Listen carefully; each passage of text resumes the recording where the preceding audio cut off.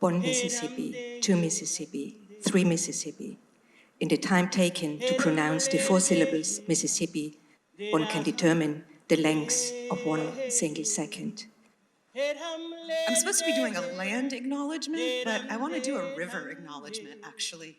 Because if it was not for the Mississippi River, we would not be here on the lands of Bulbancha, which is Choctaw for place where many languages are spoken. We welcome you to Tulane University and New Orleans and Bulbancha and this land that we're on, built by the river and its sediment. I don't know how my people survived slavery, but I do remember, and that's why I believe.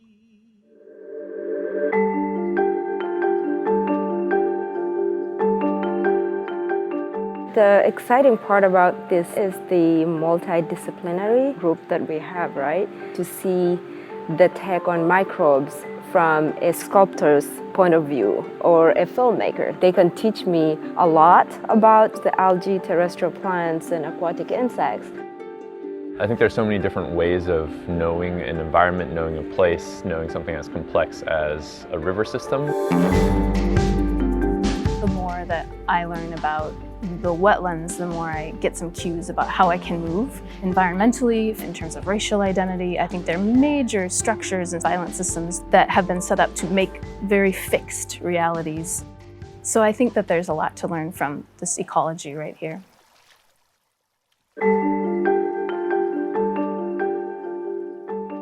All of the different lengths of time that are all coming together and playing a part in what we now see as the Mississippi River system. 7,000 years of a meander sweeping its way across the landscape all the way up to the dredging that happened yesterday, and today, an hour ago. I spent now 1 day on the river and we were in a constant commodity flow between Baton Rouge and New Orleans. There were almost no manufactured goods. It was only grain, petrochemicals, liquid gas, steel. The whole continent comes here together and is then manufactured elsewhere. Geological time, colonial time, corporate conquest time. There are so many layers of exhaustion.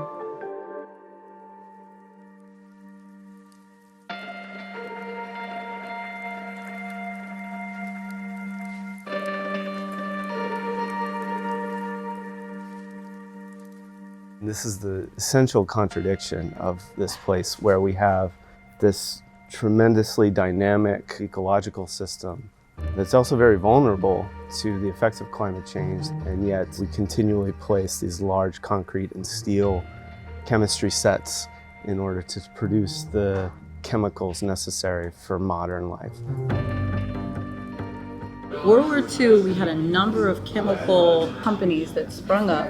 When World War II was over, we just changed what that product was. And now we're moving down into plantation country. This is exactly where and why they put the chemical plants here. The people who are taking the brunt of the damage from it are, for the most part, the descendants of enslaved Africans. We can be hyper-local, but we're talking about realities that are all over the planet. If you follow the history here, you're very quickly going to be into the financial market in London, or you're going to be in international commerce and capitalism through following sugar plantations, enslavement, all of that. The pipeline.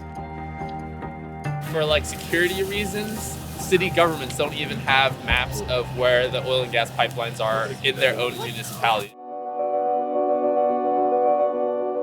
Here, we're going through a line, right? And so this is the side effects of saltwater intrusion. We have these levees around us that make us feel safe, and sometimes they do the job that they're supposed to do, and sometimes they break.